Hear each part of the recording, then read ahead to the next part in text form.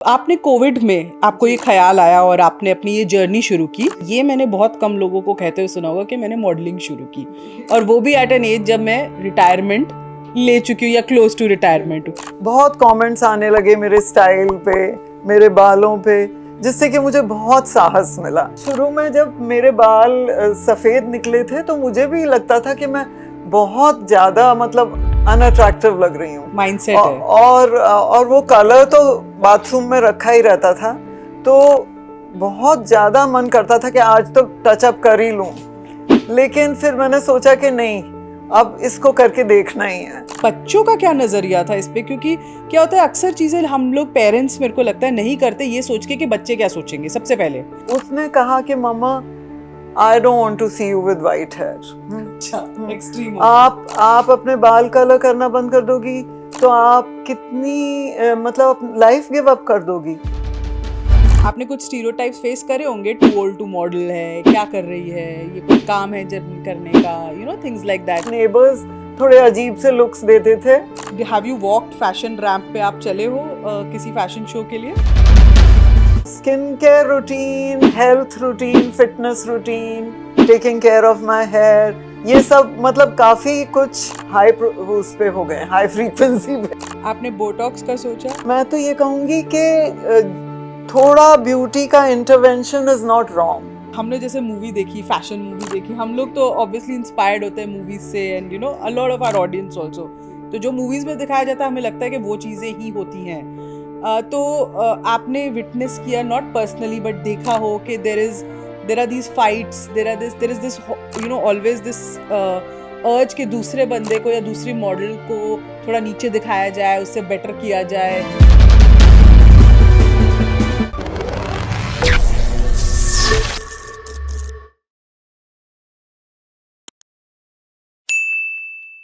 दोस्तों, आज का एपिसोड जो है ना बहुत स्पेशल है। स्पेशल इसलिए नहीं कि इसमें हम कोई रहस्य को खोज रहे हैं, कोई टॉपिक को कुरेदेंगे, कोई आपको बहुत फैक्ट्स फिगर्स पता चलेंगे, बट स्पेशल इसलिए क्योंकि आज की जो स्टोरी है, आज की जो गेस्ट है हमारी, उनकी जो स्टोरी है बहुत ही इंस्पिरेशनल है। और ये एक ट्रू स्टोरी है। हम बहुत कोट्स पढ़ते हैं, वो व्हाट्सएप पे मॉर्निंग मैसेजेस नहीं मिलते कि नेवर गिव अप, लगे रहो, इट्स नेवर टू लेट, और हमें अच्छे लगते हैं और हम बस फॉरवर्ड कर देते हैं उनको।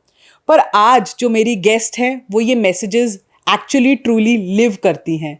उनको देखकर, उनकी स्टोरी को सुनकर एक्चुअली लगता है कि कुछ भी शुरुआत करने के लिए देर नहीं होती। आज की हमारी गेस्ट है मुक्ता सिंह जी। और क्यों वो इतनी स्पेशल है? क्योंकि उन्होंने 60 साल की उम्र में अपना मॉडलिंग करियर शुरू किया। लगता है ना थोड़ा सा कि क्या ये हो सकता है? हाँ, ये बिल्कुल हो सकता है। तो आइए चलिए बात करते हैं कि कैसे वो एक हाउसवाइफ से मॉडल बनी, वो भी 60 साल की उम्र में। मिलते हैं हमारे गेस्ट से। Mukta ji, thank you so much for joining us. हमारे पॉडकास्ट का नाम समझे क्या है, तो मैं चाहती हूँ आज हमारी ऑडियंस को आप समझा दें कि कुछ भी जिंदगी में करने के लिए ना एक बस जज्बा चाहिए होता, उम्र नहीं देखनी होती। एब्सोल्युटली। और मैं यही आपके ऑडियंस से कहना चाहूंगी, ऑल्दो मैं आपको थोड़ा सा करेक्ट करूंगी कि मैंने 58 की उम्र में मॉडलिंग शुरू की थी। तो आपने कोविड में आपको ये ख्याल आया और आपने अपनी ये जर्नी शुरू की। कोविड में अक्सर लोगों ने खाना बनाना सीख लिया, लोगों ने आर्ट एंड क्राफ्ट सीखा, लोगों ने गार्डनिंग शुरू की, बट ये मैंने बहुत अपना ऑनलाइन बिजनेसेस भी बहुत लोगों ने शुरू किए, बट ये मैंने बहुत कम लोगों को कहते हुए सुना होगा कि मैंने मॉडलिंग शुरू की, और वो भी एट एन एज जब मैं रिटायरमेंट ले चुकी हूँ या क्लोज टू रिटायरमेंट हूँ। तो ये कोविड के दौरान थॉट कैसे आया? ये एक्चुअली बहुत ऑर्गेनिकली, नेचुरली हुआ। और ऐसी बात नहीं है कि मैं कुकिंग नहीं करती थी कोविड में, बिकॉज हमें पता है कि सबके पास आउटसाइड हेल्प बिल्कुल नहीं थी। तो कुकिंग भी करती थी, घर भी क्लीन करती थी, ये सारे काम मैं और मेरी डॉटर मिलके करते थे। और इसी दौरान मैंने कलर करना बंद कर दिया था अपने बालों को, तो वो ग्रे बाल निकल के आने लगे थे। और एक वो स्टेज आई थी जब कि वो एक्चुअली मुझे अच्छे लगने लगे थे। तो उस वक्त हम लोग सारा घर का काम ख़त्म करके पीछे के बैक लॉन में फोटोग्राफ्स लेते थे, सारे क्लोथ्स ऑनलाइन कुछ ऑर्डर करते थे, कुछ अपने कबर्ड में से निकाल के, जस्ट अ फन थिंग, अपनी पिक्चर्स लेके इंस्टाग्राम पे लगाते थे। तो उससे क्या हुआ कि मुझे थोड़ा इंस्पिरेशन तो नहीं कहूँगी मैं, थोड़ा सा एनकरेजमेंट मिला अपने कॉन्फिडेंस भी आया। हाँ फॉलोअर्स से, क्योंकि बहुत कमेंट्स आने लगे मेरे स्टाइल पे, मेरे बालों पे, जिससे कि मुझे बहुत साहस मिला। और फिर एक्चुअली एक लॉकडाउन के ही थ्रू मेरे नेव्यू की शादी थी, तो उस शादी के लिए मैं बहुत एक्साइटेड हो गई, बिकॉज मैंने सोचा कि पहली बार ऐसी शादी मैं अटेंड करूंगी जिसमें मेरे बाल सफ़ेद होंगे। तो मैंने बहुत सीरियसली प्लान किया कि मैं क्या पहनूंगी। तो मैंने एक silver metallic sari, designer sari order करी, बिकॉज मैंने सोचा कि वो मेरे बालों को मैच करेगी। एंड वो साड़ी उस शादी में बहुत हिट थी, मेरे बाल भी बहुत हिट थे। और जब मैं वापस आई तो मैंने अपने इंस्टाग्राम पे वो अपनी पिक्चर लगा दी और डिज़ाइनर को टैग कर दिया कि बहुत बहुत धन्यवाद इतनी सुंदर साड़ी डिज़ाइन करने के लिए। और जब वो टैग से उनको नोटिफिकेशन मिला होगा तो उन्होंने अपने इंस्टा पे लगा दिया, और not as a story, he made a post out of it. तो जब वो लोगों ने देखी वो पोस्ट, तो उसकी रिस्पॉन्स इतनी ज़्यादा थी, इतनी ज़्यादा पॉजिटिव थी कि उन्होंने मुझे कांटेक्ट किया। उन्होंने कहा कि हमारे जो प्रोफेशनल शूट्स होते हैं उनको भी ये रिस्पॉन्स नहीं मिलती जितनी आपकी पिक्चर्स को मिली है, और क्या मैं कुछ कपड़े लेके आपके घर आ सकता हूँ आपको शूट करने के लिए। तो वही मेरी शुरुआत। How sweet. तो यूजुअली लोग जब ग्रेइंग शुरू होती है तो परेशान होते हैं कि मेरे दो बाल आ गए। हाँ, मैं भी बहुत परेशान थी, रोज इंच बाय इंच उनको मेजर करती थी और देखती थी कि एक्चुअली वो स्टेज बहुत बदसूरत होती है। तो मैं देखती थी, मेरे हस्बैंड भी जोक करते थे, कहते थे you are looking like an Alsatian dog. तो वो स्टेज जरूर निकली मेरी लाइफ से, लेकिन उस वक्त मैंने अपने आप को एनकरेज करने के लिए बहुत सारे यूट्यूब वीडियोस देखे, जो कि कई इंटरनेशनल मॉडल्स और वो बना रही थी, क्योंकि वहाँ पे ये ट्रेंड पहले शुरू हो चुका था। Sure. तो वो बना रही थी कि किस तरह से इस ट्रांजिशन को जॉयफुल बनाएं, ग्लैमरस बनाएं। कुछ कहते थे बैंडानास पहनो, कुछ कहते थे हेयर बैंड लगाओ, कुछ कहते थे अपने फेस के ऊपर ज़्यादा ध्यान दो। तो मैंने मेकअप और ये सब चीज़ों पे ज़्यादा ध्यान देना शुरू कर दिया बालों के बजाय। और मुझे हंसी भी आती थी, जब मैं कहीं जाती थी तो लोग मेरी तरफ बहुत ध्यान से देखते थे और मुझे लगता था वो अपने मन में सोच रहे हैं क्या इस औरत ने लाइफ गिव अप कर दी है, कि ये मैसेज क्या देना चाह रही है, क्योंकि मेकअप भी लगा रखा है। तो वैसे जैसे कहते हैं ना, हेयर डाई वालों का तो काम ही होता है कि बोलना कि हमेशा काले रखो, बाल अच्छे लगते हैं, आप यंग लगोगे। हाँ। आपने तो ग्रे सेक्सी करके थोड़ा उनकी पूरी टैगलाइन हिला दी है, मुझे लगता है। पर समृति एक्चुअली शुरू में जब मेरे बाल सफेद निकले थे तो मुझे भी लगता था कि मैं बहुत ज्यादा मतलब अनअट्रैक्टिव लग रही हूँ। माइंडसेट है। और वो कलर तो बाथरूम में रखा ही रहता था, तो बहुत ज्यादा मन करता था कि आज तो टचअप कर ही लूं। लेकिन फिर मैंने सोचा कि नहीं, अब इसको करके देखना ही है। तो जैसे आपने कहा कि 58 में आपने ये एक दूसरा प्रोफेशन स्टार्ट किया, और यूजुअली हम सोचते हैं कि इस टाइम पे ना लोग कहते हैं कुछ आराम का प्रोफेशन करें, कोई टीचिंग कर लो, मेरा पैशन था, या कुछ बच्चों के साथ कर लो। बट आपने बहुत ही एक अलग तरीके का रिगरस, डिफरेंट, ग्लैमरस ऐसा प्रोफेशन चूज़ किया, या आ गया आपके, एज यू सेड कोइंसिडेंस था। तो इसके लिए मुझे लगता है बहुत गट्स चाहिए होते हैं। एक तो ये गट्स आपने कैसे बटोरे, आपने कहा कि नहीं मैं ये करके रहूँगी। एंड दूसरा मुझे आपसे पूछना है कि बच्चों का क्या नज़रिया था इस पे, क्योंकि क्या होता है अक्सर चीज़ें हम लोग पेरेंट्स, मेरे को लगता है, नहीं करते ये सोच के कि बच्चे क्या सोचेंगे सबसे पहले, और उसके बाद दूसरे क्या सोचते हैं। तो बच्चों का आपका क्या रिएक्शन था, एंड क्या कुछ ऐसा ट्रिगर था जो आपको लगा कि यार मेरे बच्चों ने कभी ऐसा किसी और को देखा, वो इंस्पायर हुए थे, क्या मैं ये नहीं कर सकती? कुछ ऐसी कोई स्टोरी है? दोनों स्टोरीज हैं। अच्छा, दोनों स्टोरीज हैं। तो एक तो स्टोरी जो मेरे बेटे ने, एक्चुअली हमारे घर में सबके बाल बहुत जल्दी सफ़ेद हुए हैं, तो मेरे बेटे के बाल सफ़ेद होने लगे थे। और वो बहुत उसके बाथरूम में मैंने देखा उसके पास शैम्पू फॉर सिल्वर हेयर था। तो मैंने कहा मेरे लिए तो ये बहुत शर्म की बात है, मेरा बच्चा तो बहुत प्राउडली अपने बालों को दिखा रहा है दुनिया को और मैं उन्हें छुपाती फिर रही हूँ। तो ये भी मुझे लगा। और दूसरा उसने मुझे एक बार बोला कि मम्मा आप मेरे फ्रेंड की मम्मी से मिलना, she is really beautiful. And when that lady, वो जब लेडी हमारे घर आई तो मैंने देखा कि वो ऑफ कोर्स मेरे से उम्र में बड़ी थी, पर उनके बाल सारे सफ़ेद थे और वो इतनी ग्रेसफुल लग रही थी, सच्ची में बहुत सुंदर लग रही थी। तो मैंने अपने मन में सोचा शायद मेरे बेटे को ये लुक बहुत ज़्यादा पसंद है, और हो सकता है वो अपने मन में कहीं सोच रहा है कि मम्मा क्यों अपने बालों को इतना कलर करती। बट मॉडलिंग के लिए वर दे मेंटली प्रिपेयर्ड? जैसे होता ना, क्या बच्चे रेडी थे जब उन्होंने आपकी ये सोची कि मैं इसको एज एज अ अपना नेक्स्ट वट करियर ऑप्शन या प्रोफेशन या पार्ट टाइम जो भी आप करते हो ये लेना चाहती हूँ, I want to take it up, तो क्या तब उनका रिएक्शन थोड़ा अजब सा था कि मम्मी ये हाँ, आप? वो I come to that question later, पर मैं अभी अपने दूसरे बच्चे की बात बताती हूँ जो कि मेरी डॉटर है। उसने कहा कि मम्मा I don't want to see you with white hair. Extreme. आप अपने बाल कलर करना बंद कर दोगी तो आप कितनी मतलब लाइफ गिव अप कर दोगी। आप, शी हैड एन इमेज के बाल सफ़ेद करके मैं बिल्कुल कोई एक डल सा इंसान बन जाऊंगी, वेरी स्टीरियोटिपिकल, उसको ये चिंता थी। तो दो डिफरेंट ओपिनियंस थे। और जहाँ तक कि मॉडलिंग का सवाल है, मुझे बहुत ज़्यादा सपोर्ट मिला है अपने बच्चों से, बहुत ही ज़्यादा। वो तो बहुत प्राउडली मेरी स्टोरीज रीशेयर करते हैं। उनके फ्रेंड्स जब उनको बोलते हैं कि वो मेरे को फॉलो करते हैं इंस्टाग्राम पे, तो वो बहुत प्राउड फील करते हैं। तो इस मामले में मैं बहुत लकी। तो सोसाइटल थॉट प्रोसेस और थिंकिंग को कैसे आपने टैकल किया? बिकॉज आपने कुछ स्टीरियोटाइप्स फेस करे होंगे, टू ओल्ड टू मॉडल है, क्या कर रही है, ये कोई काम है जर्न करने का, थिंग्स लाइक दैट, कि सोसाइटी है। जी। तो उसमें पहले तो आपके साथ ये इंस्टेंसेस हुए, और फिर अगर हुए तो ये आपने टैकल कैसे किए? हाँ, तो सोसाइटी में तो ज़्यादा इतना कोई कांटेक्ट ऐसे डायरेक्ट नहीं आया, एक्सेप्ट नेबर्स थोड़े अजीब से लुक्स देते थे।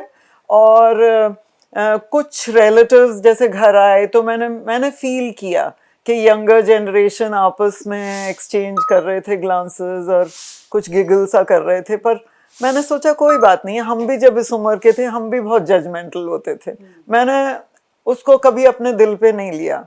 और as far as social media is concern, तो सोशल मीडिया पे मुझे एक्चुअली बहुत प्यार मिला है स्मृति, बहुत ही ज़्यादा प्यार मिला है। I was named the ageless influencer of the year by Cosmo India, और भी बहुत सारे अवार्ड्स मिले हैं। और most of my followers Gen Z हैं। हाँ, आई एम श्योर। हाँ, जेनजी हैं, और मैं उनसे इतना अच्छे से कनेक्ट करती हूँ, जेनजी और मिलेनियल्स। और वो मुझे हमेशा डीएम करते रहते हैं कि आपने हमारी जिंदगी से फियर ऑफ एजिंग हटा दिया। I am looking forward to going grey. पर उनकी चलो जिंदगी से आपने हटा दिया, क्या आपने जो लोग इस उम्र में हैं अभी उनके दिमाग से फियर हटाया है, या आपको लगता है कि वहां भी कहीं आपने एक इम्प्रेशन बनाया है कि आपकी जिंदगी 50 के बाद या 60 के बाद एंड नहीं होती है? एक्चुअली मुझे बहुत ज़्यादा सपोर्ट मिला है अपनी एज ग्रुप से भी, अपने friends, school friends, college friends, उनसे भी। और मैं देखती हूँ कि उनमें से काफ़ी लोगों ने कलर करना बंद कर दिया है। मैं आपको सपोर्ट पे, क्योंकि हम बात कर रहे हैं, तो मैं क्विकली आपको ना कुछ आपके ही इंस्टा पे कुछ कमेंट्स थे और जो हम पढ़ना चाहते हैं अपनी ऑडियंस के लिए। सो दे वुड लाइक के लोग कैसे कमेंट कर रहे हैं। जैसे किसी ने एक ममिचा करके हैं, उन्होंने लिखा है, she is truly showing age is just a number, energy grace absolutely inspiring. फिर किसी ने लिखा है, Mukta you not redefining beauty standards, you are redefining womanhood. So very very nice. एक किसी ने लिखा है, वाओ बिग कंग्रेचुलेशंस आपके सिल्वर हेयर पर, I feel you have grace and you got way you are, and आप बहुत इंकरेजमेंट देती हैं। एक ने लिखा है, बॉस लेडी ऑरा है आपका। There is always a boss lady aura around. And someone's written कि I am getting there, may be whites को I am looking how to kind of handle it. And someone is eventually written well someone has had to come and change the trend. तो वो करेज किसी में तो होना चाहिए कि वो ट्रेंड चेंज करे. सो आई थिंक या लॉट ऑफ पॉजिटिविटी जैसे आप कह रहे हो जी आपके कमेंट्स में दिखती है और आपके सोशल मीडिया पे दिखती है. एक मेरे को बड़ा इंटरेस्टिंग क्वेश्चन पूछना था आपसे कि आप have you walked fashion ramp पे, आप चले हो किसी फैशन शो के लिए? सो एक्चुअली मेरी ज़िंदगी में दो दो बहुत ही फॉर्चुनेट इंस्टेंसेस आए हैं. एक पहला था जब अब तो वो इंटरनेशनल फेम के हैं, अमित अग्रवाल. उन्होंने मुझे अप्रोच किया और extremely humble and lovely human being. तो उन्होंने मुझे अप्रोच किया और जब मैं गई उनके, तो मैं बहुत ऑकवर्ड थी क्योंकि मैं स्टिल फोटोग्राफी में ठीक रहती हूँ, पर मैंने कभी रैंप वॉक नहीं किया था. और वहाँ पे जो यंग मॉडल्स थे वो इतने स्टनिंगली ब्यूटीफुल थे, इतने स्टनिंगली ब्यूटीफुल थे कि मेरी उम्र की औरत को ऑब्वियसली बहुत ज़्यादा इन्फीरियोरिटी आ जाएगा, पर वो भी इतने स्वीट थे, इतने स्वीट थे. मुझे इतने कॉम्प्लीमेंट्स मिले अपने बालों पे. और जो डिज़ाइनर थे उन्होंने एक्चुअली मेरे लिए एक सिल्वर ड्रेस डिज़ाइन करी जो कि बिल्कुल यूनिक थी. पूरे जो पूरा ensemble था उससे बिल्कुल फ़र्क थी. और वो इतने काइंड हार्टेड थे कि उन्होंने रियलाइज़ करा कि शायद मुक्ता ऑकवर्ड फील करेगी अपने हाथों के साथ, क्या करेगी. तो उन्होंने he created pockets for me. अरे हाउ स्वीट. सो पॉकेट्स में हाथ डाल के मैं बहुत कॉन्फिडेंटली चली. But did you learn ramp पे चलना और ये सब, क्योंकि मॉडल्स तो बहुत ट्रेन करती हैं उसके लिए? हाँ, नहीं, उन्होंने मेरे से यही बोला कि बस कॉन्फिडेंटली चलो, there is music and just walk confidently. ऐसे कौन से, जैसे अभी आपने अमित अग्रवाल का, और कोई डिजाइनर्स और इवेंट्स जिनके लिए आपने रैंप और वॉक अभी किया? अभी रिसेंटली मैंने अभी जो लैक्मे फैशन वीक में मैंने एक अपकमिंग और वेरी वेरी टैलेंटेड डिजाइनर हैं, अंकुर वर्मा. उनका डिजाइनिंग लेबल है तिल. उसके लिए मैंने वर्क किया. कोई ब्रांड्स जिनके लिए आपने काम किया, वो एक्सपीरियंस कैसा रहा? मतलब किस तरीके के ब्रांड्स आपको अप्रोच करने लगे? मेरा सबसे एक्चुअली फन एक्सपीरियंस था फॉर शाया. अच्छा. शाया ज्वेलरी. उसके लिए उन्होंने बहुत सारी जेनजी और ये मिलेनियल्स ही थे जो कोऑर्डिनेट कर रहे थे. उन्होंने मुझे कॉल पे, व्हाट्सएप पे सब कुछ बताया कि मुझे क्या क्या क्लोथ्स कैरी करने होंगे, क्योंकि मुझे मुंबई जाना था. और वहाँ पे मुझे ऐसे लगा कि बस मैं अपने बच्चों के बीच में ही आ गई हूँ. आगे पीछे hair stylist, the production, everybody was so helpful.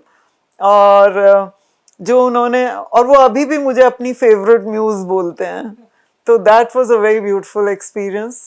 तो आपने अपने, like you looking very pretty अभी, तो आपने अपने स्टाइलिंग पे, व्हाट यू वेयर, ड्रेस, उस पे काम करना शुरू किया जब आपको ट्रैक्शन मिलने लगी, लोगों ने जी आपको जी. ऑब्वियसली देखा? हाँ, माइंडसेट भी चेंज होता रहता है. One is constantly evolving. हम हमेशा कुछ नया सीखते हैं.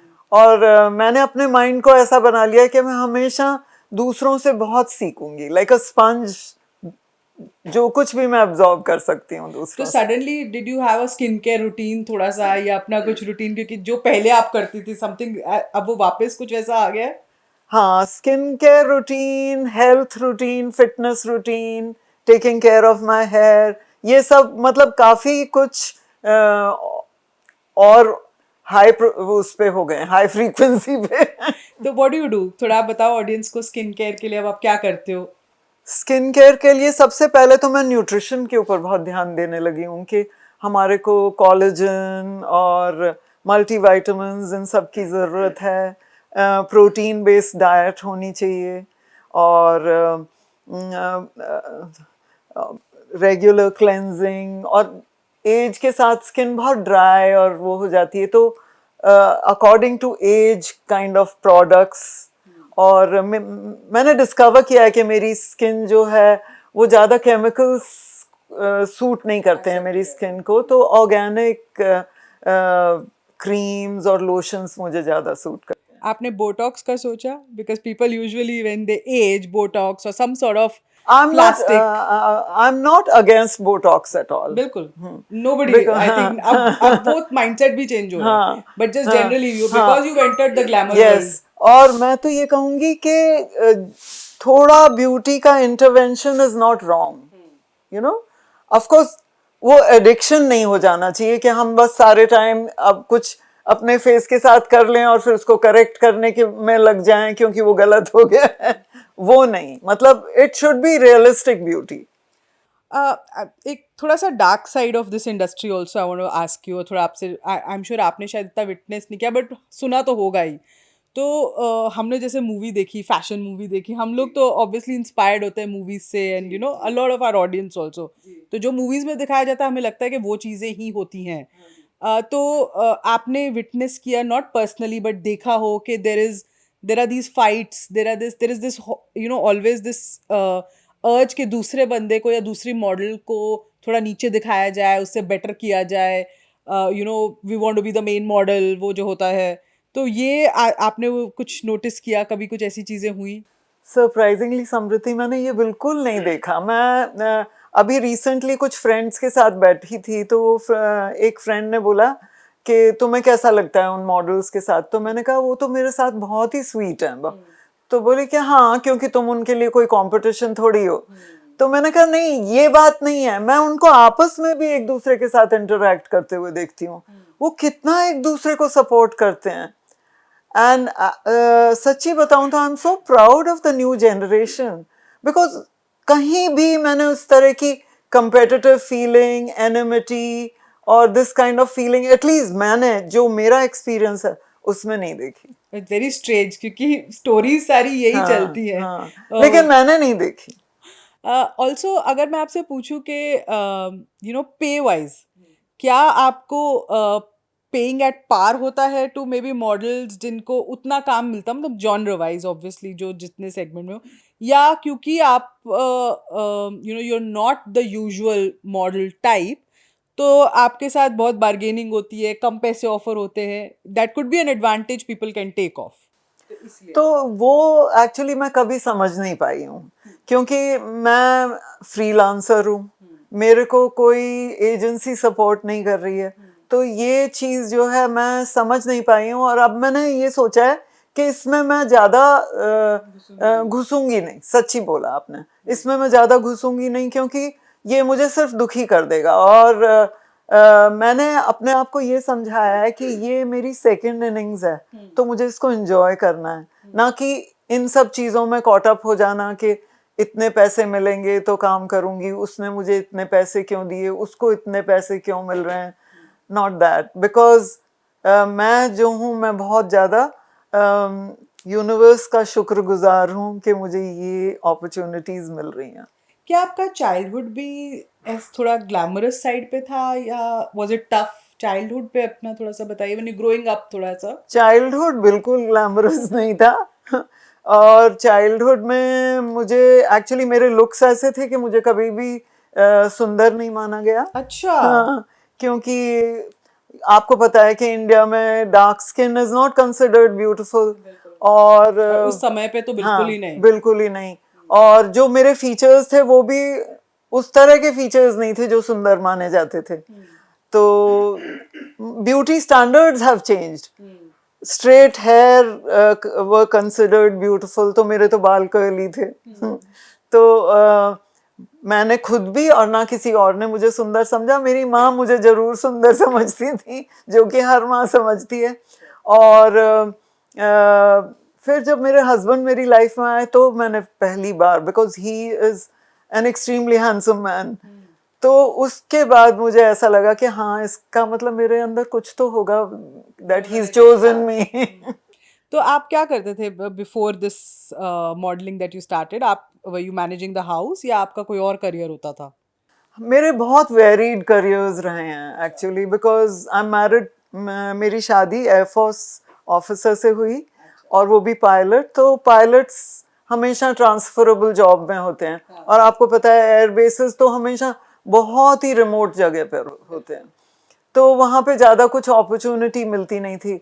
और तो फाइनली जब हम अर्ली 2000 में जब हम दिल्ली आए तब मुझे अपॉर्चुनिटी मिली काम करने की। तो मैं बीए ऑनर्स इन इंग्लिश किया था और मास्टर्स इन इंग्लिश किया था, तो मेरा डिज़ायर था टू राइट। तो मैंने I started writing for a magazine. अच्छा, नाइस।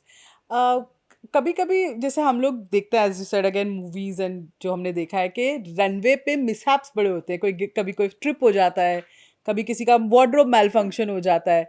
तो आपने जितने भी अभी शोज देखे, कि ये सब देखा है आपने? कि ऑब्वियसली मुझे नहीं पता आपके साथ हुआ है कभी कुछ के नहीं, बट जनरली क्या मेरे इतने तो 2 ही शोज हैं, तो उन दोनों में फॉर्चुनेटली नहीं हुआ बट ऐसा। आपने सुना स्टोरीज आसपास, जैसे कभी लोग बात करते हो या कोई आपसे मॉडल्स डिस्कशन कर रही हो, कभी अपनी कोई किस्से बता रही हो? नहीं, मैंने ऐसा नहीं देखा। Not at all. अच्छा, तो ये अक्सर इतना होता नहीं है जितना दिखाया जाता नो, है। आई बिलीव होता है। विक्टोरिया सीक्रेट में मेरी डॉटर बता रही थी कि मम्मा this is the model that had fallen. तो ये काफी होता है। कुछ बैक स्टेज मेकअप रूम की कोई आप बातें बताइए, जब आप इंटरेक्ट करते हैं विद तो models for shoots. Back stage में मैं हमेशा बहुत ज़्यादा अच्छा रैपो बिल्डअप कर देती हूँ मेकअप आर्टिस्ट और हेयर स्टाइलिस्ट के साथ, बिकॉज वो एक्चुअली मैजिशियंस होते हैं। वो हमें ऑर्डिनरी से बिल्कुल एक्स्ट्रा ऑर्डिनरी बना देते हैं। तो मैं उनके क्राफ्ट में हमेशा बहुत इंटरेस्ट लेती हूँ, और मैं उनसे पर्सनली भी बहुत बात करती हूँ कि कब उन्होंने ये शुरू किया और क्या उनके एक्सपीरियंसेस रहे। और यंग मॉडल्स भी उस टाइम पे हम लोग काफ़ी आपस में बात करते हैं और रिलेशंस बिल्डअप करते हैं। ये अभी मैं जब आपकी रिसर्च करी थी, तो काफी मेरे रिसर्च में ऐसे मॉडल्स आए हु बिकेम मॉडल्स आफ्टर 50। जी जैसे there was a lady called Linda, and एक जेंटलमैन है दिनेश जी करके, दिनेश मोहन जी। करके, और आपका भी ऑब्वियसली नाम आया। तो ये जो modelling as a second innings आपको अब लगता है, इसमें मतलब कहते हैं ना कि क्या चाहिए, क्या क्या चाहिए आपको to maybe get into this? मैं तो आपको बस अपना एक्सपीरियंस ही बता सकती हूँ कि मेरे साथ तो इस तरह से हुआ है। नहीं, but is there something in terms of जैसे माइंडसेट प्रिपरेशन, बंदा कैसे? माइंडसेट डेफिनेटली, क्योंकि हर चीज़ हमारे माइंड हमारे ब्रेन से शुरू होती है। हम आपने देखा होगा कि लॉ ऑफ अट्रैक्शन और ये सारे जो बिलीफ्स हैं, ये सब पावर ऑफ द माइंड को बहुत वैल्यू देते हैं। तो हम अगर विजुलाइज करते हैं कुछ कि हम ये करना चाहते हैं अपने लाइफ में, तो वो धीरे धीरे हमारा एक्शन भी बन जाता है।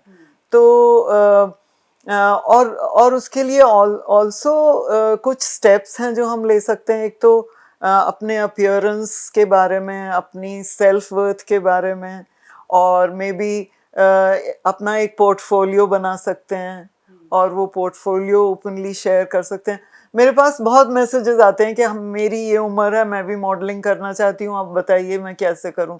तो मैं जाके उनके उनके पेज पे देखती हूँ, तो उनका प्राइवेट अकाउंट होता है। तो मैं उन्हें हमेशा बोलती हूँ पहले तो आप अपना अकाउंट पब्लिक करिए और कंटेंट क्रिएट करिए जिससे कि लोग आपके, और यूनिक कंटेंट यू नो कि जिससे कि आपकी कंटेंट में लोग इंटरेस्ट लें।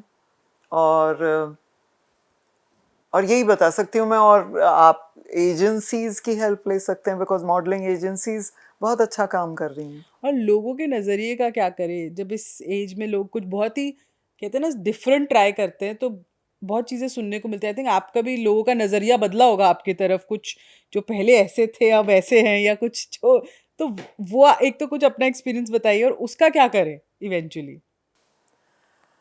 तो हमें एक्चुअली इतना स्ट्रॉन्ग बनना पड़ेगा कि हम नेगेटिव चीज़ों को फिल्टर आउट करते रहें और सिर्फ पॉजिटिव, जैसे आपने बहुत स्वीटली वो कमेंट्स पढ़े हैं, उनको ही इम्बाइब करें, क्योंकि वो ही हमारी गाइडिंग लाइट बनेंगे।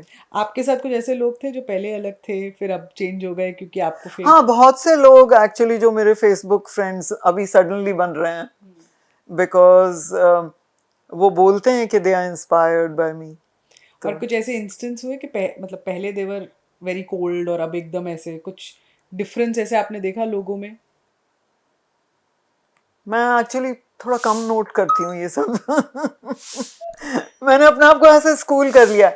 There was a time in my life जबकि मैं ऐसी चीज़ों पे बहुत ध्यान देती थी और ये मुझे बहुत डिप्रेस कर देती थी। तो ये मैंने अपनी लाइफ से ही एक्चुअली एलिमिनेट कर दिया है। अच्छा, ऑल्सो मॉडलिंग, शूटिंग, ये सब चीज़ें थोड़ी टफ होती हैं, ये एक tough career in the sense कि सुबह से शाम तक आप लाइट्स में होते हो, कैमरा में होते हो, इसमें होते हो, हाई हील्स में चल रहे होते हो, तो how do you manage that with, क्योंकि एज के साथ एक एनर्जी भी होती है, तो how do you manage that? Actually ये जो सारा एनकरेजमेंट मुझे जेन जी, मिलेनियल्स और यूनिवर्स से मिल रहा है, यही मुझे बहुत एनर्जी दे रहा है एक्चुअली, आई वुड से। और मैंने आपको बताया कि मैं अपनी हेल्थ का भी बहुत ध्यान रखती हूँ। मैं बिल्कुल टाइम से सो जाती हूँ, मैं रोज़ वर्कआउट करती हूँ, और मैं डी स्ट्रेस करने के लिए मेडिटेट करती हूँ। चांद, I follow a philosophy, can I talk about it? Please. तो मैं नेचुरल बुद्धिज़्म फॉलो करती हूँ। तो उसमें हम इनफैक्ट कई सेइंग्स भी हैं। एक जो हमारे निचिरेन दाइशोनिन, जो हमारे ही is known as the Buddha of the latter day of the law, वो कहते थे कि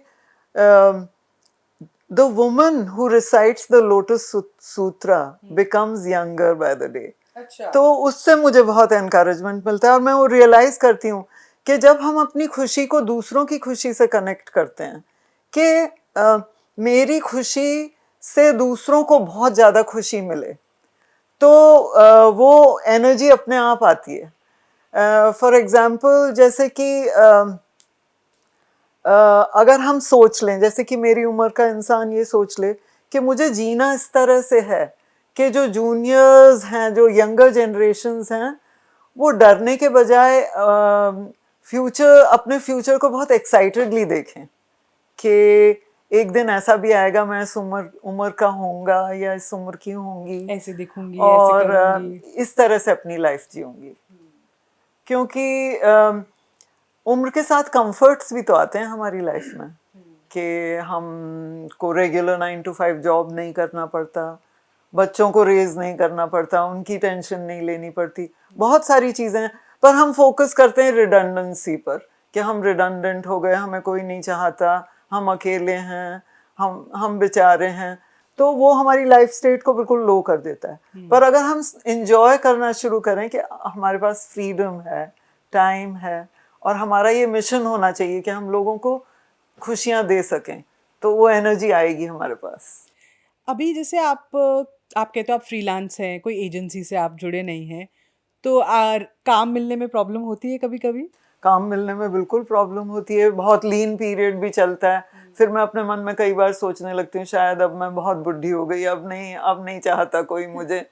पर फिर suddenly out of the blue कहीं से कुछ आ जाता है कि I am a huge fan of yours, I would like you to wear my clothes और समथिंग लाइक दैट, और मेरे स्पिरिट्स फिर से लिफ्ट अप तो हो जाते यूनिवर्स हैं। सुन लेती है और फिर कुछ ना कुछ आ जाता है। यूनिवर्स सुन लेता है, और यूनिवर्स तब भी सुनता है जब हम कहते हैं कि हम डिफीटेड नहीं हैं। I think positivity he attract करती है सबसे पॉजिटिविटी चीज। Will always attract positivity. तो जैसा आपने कहा आप health routine and you follow fitness routine, अगर मैं आपसे पूछूं कि आपका फिटनेस रिजीम क्या है, मतलब एवरी डे आप क्या करते हो, कितने घंटे करते हो, तो what is that usual, do you follow a diet?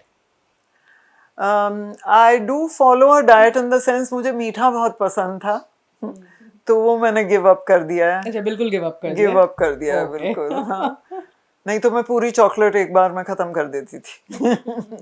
तो वो मैंने गिव अप कर दिया है, और मैंने अपने फूड को, अपने न्यूट्रिशन को बहुत ही ज़्यादा बेस्ड ऑन प्रोटीन एंड ये न्यूट्रिएंट्स बना दिया है, rather आप than you follow nutritionist, dietitian कोई no, आपको? I don't follow a अच्छा। nutritionist or अच्छा। dietitian.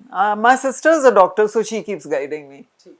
तो और आपका फिटनेस रूटीन कैसा है? फिटनेस का रूटीन ये है कि कोशिश ये रहती है कि 10,000 स्टेप्स कर पाऊँ रोज।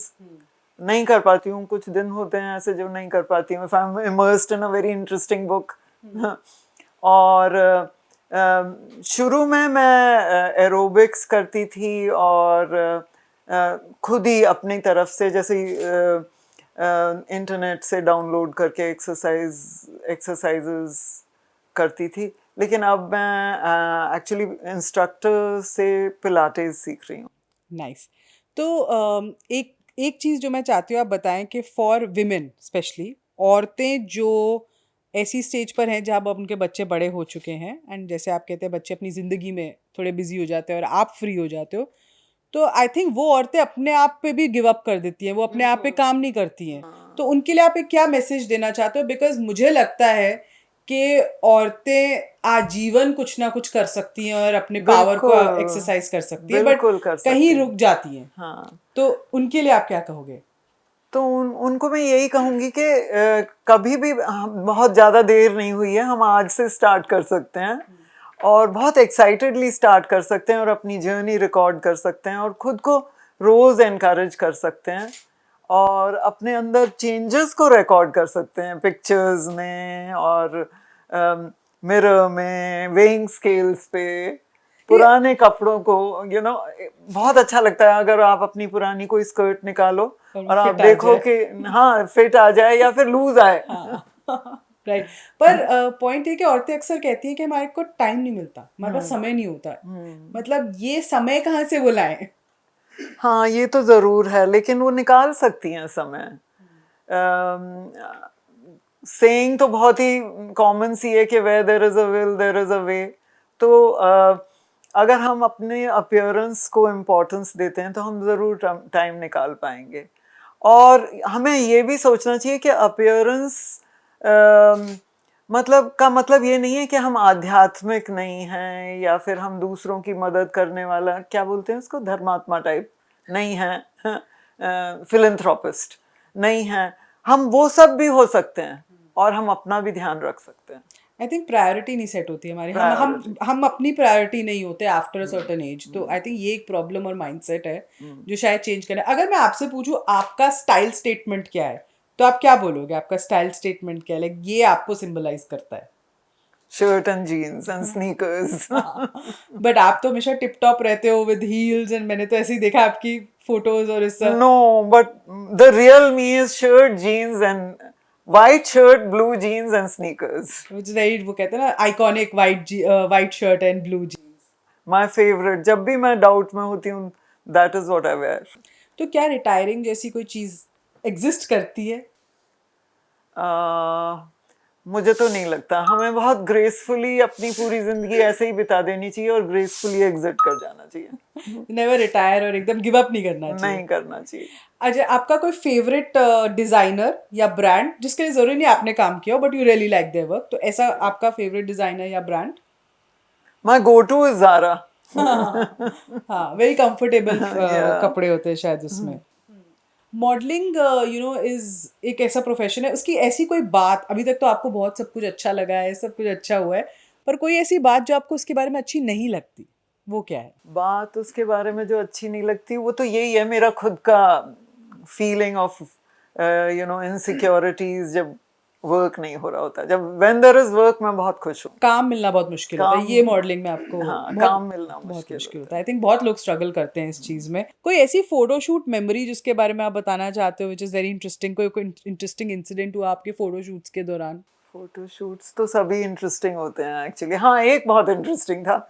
उसमें उन्होंने मेरे को अप्रोच किया क्योंकि वो ईद के लिए कुछ बनाना चाह रहे थे, ईद का कैंपेन, और पूरी फैमिली दिखाना चाह रहे थे। और उन्होंने कहा कि हमें एक ग्रे हेयर्ड मेल मॉडल की ज़रूरत है, तो आप किसी का नाम सजेस्ट कर सकते हैं? तो मैंने यही दिनेश मोहन जी और एक दो और हैं उनका नाम सजेस्ट किया, पर वो अवेलेबल नहीं थे। तो मैंने अपने हस्बैंड की फ़ोटो भेज दी। मैंने कहा एक ग्रे हेयर्ड मैन इधर भी रहता है, but he is not a model, he is a pilot. तो उन्हें बहुत पसंद आई फ़ोटो। तो उन्होंने कहा प्लीज़ आप उन्हें रिक्वेस्ट कर सकते हैं क्या कि वो आके आपके साथ मॉडल करें, क्योंकि उनकी शक्ल जो यंग मैन है उससे बहुत मिलती है। अच्छा। और वो बिल्कुल फैमिली लगेंगे। And the young man was from south America, Brazil और समवेयर, अर्जेंटीना और ब्राज़ील। तो एंड जब हम उससे मिले तो वो सच्ची में मुझे लगा कि ये तो I am meeting my husband so many years back. So that was very interesting. तो आप दोनों ने साथ में शूट किया फिर? हमने वो साथ में उनका शूट कैसा एक्सपीरियंस रहा वो शूटिंग का? उन्होंने बहुत ही स्टोइकल वे में किया कि जो कुछ भी आप लोग मुझे बोलोगे मैं कर दूंगा, पर उनको सेंस ऑफ कंफर्ट था, क्योंकि जब वो मेरी तरफ एडमायरिंगली देख रहे थे तो उनको प्रिटेंड मतलब वैसे अनकंफर्टेबली जैसे Acting किसी वाले और नहीं कर लेडी रहे, की हाँ। तरफ नहीं देख रहे थे। चलो, सो ऑन दैट नोट मैं आपसे क्विक रैपिड फायर करना चाहती हूँ। आप इसमें चूज वन कीजिए, मैं आपको दो ऑप्शंस दूंगी, आप चूज करना and you can tell why etcetera. तो आपको क्या अच्छा लगता है ज़्यादा, वॉकिंग ऑन द रैम्प या रेड कार्पेट, शूट, ऐसे आपको क्या अच्छा लगता है? फोटो शूट, मुझे कैंपेन्स शूट्स बहुत अच्छे लगते हैं। कैंपेन शूट्स अच्छे लगते हैं। हील्स और sneakers? Sneakers. Sneakers. Beach photo shoot या mountain, depending on what person you are. Mountains. Mountain, अच्छा आपको माउंटेन्स अच्छी लगती है। बोल्ड मेकअप या नेचुरल लुक? एक्चुअली मुझे दोनों ही पसंद है, because makeup artist are such musicians, वो कन्विंस कर देते हैं आपको कि आप को सूट करेगा। साड़ी और गाउन? साड़ी। साड़ी, नाइस। जब आप पहनते हैं आपको मोनोक्रोम कलर्स अच्छे लगते हैं या ज़्यादा वाइब्रेंट कलर्स आप पहनना पसंद करते हैं? मोनोक्रोम। मोनोक्रोम। रेट्रो स्टाइल या modern day fashion? What is your fashion statement? Retro, I would love to dress like a hippie. Fitness routine में क्या प्रेफर करते हो आप? योगा प्रेफर करते हो या weights, gym, you know that side? Weights and pilates. Weights and pilates. आप early bird हो या नाइट आउल हो? आपने बता ही दिया। Early bird. What time do you get up? आप कब उठते हो सुबह? 5:30। 5:30। And what time you retire? कब सो जाते हो आप? 10 बजे सो 10 जाती हूँ। बजे आपका डे खत्म है, ग्रेट। आपको कॉफी बेटर लगती है बिफोर अ शूट या आप ग्रीन टी टाइप पर्सन बन चुके हो अब? नहीं, कॉफी, और वो भी देसी वाली विद मिल्क एंड शुगर। वो आपने नहीं गिव अप किया। डिजाइनर नहीं, only for the shoots. Designer couture you like या थ्रिफ्ट शॉप से फटाफट अच्छी शॉपिंग करके पिकअप कर लिया जो अच्छा लगता है? Thrift shop can be very exciting. So designers have to wait on that. No, designer couture. So both. I'm wearing a designer outfit. Nice. So both आप कह रहे हो. So to end, any one message अगर आपको देना हो audience को तो वो क्या होगा? Seeing your life and your learnings that you had, आपको क्या लगता है कि audience को आप क्या कह सकते हो? एक message जो they should take back from this podcast. तो हाँ, आप इसमें कह दो तो better है. हाँ, तो मैं तो ऑडियंस को यही कहना चाहूँगी कि हमारी लाइफ जो है हमें उसे ऐसे ट्रीट करना चाहिए जैसे कि वो एक उपन्यास हो, और हर चैप्टर हमें कुछ नया देगा, और हमें नहीं पता कि आगे क्या होने वाला है, पर हम उसे बहुत ज़्यादा एक्साइटेडली उसके लिए वेट करें, उसके कंक्लूजन के लिए।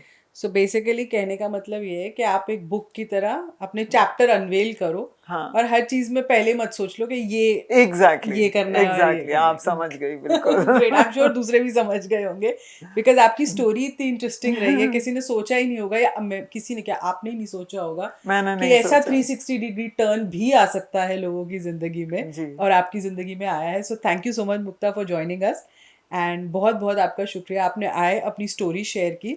ये एपिसोड मैंने इसलिए शूट किया क्योंकि ये मैं चाहती थी कि लोगों को पता चले कि लाइफ कब 360 डिग्री टर्न ले लेती है और कैसी चीज़ें लाइफ में हो सकती हैं। सिर्फ आपको अपना एफर्ट और अपना एक्शन और अपना माइंडसेट ऐसा रखना है कि आप लाइफ में गिव अप ना करें, और जो भी आपका लगता है आपका पैशन है या कुछ जहाँ आपको लग रहा है कि वो कहते हैं ना कि इंट्यूशन होती है कि ये मेरे लिए हो सकता है या ये मैं कर सकती हूँ, उसको मैनिफेस्ट करिए, उसको विजुअलाइज कीजिए, उसको सोचिए पॉजिटिवली, एंड क्या पता आपके साथ भी ऐसी कोई चीज़ हो जाए जैसी मुक्ता के साथ हो गई और वो मॉडल बन गई। तो समझे क्या कि एपिसोड में आज इतना ही।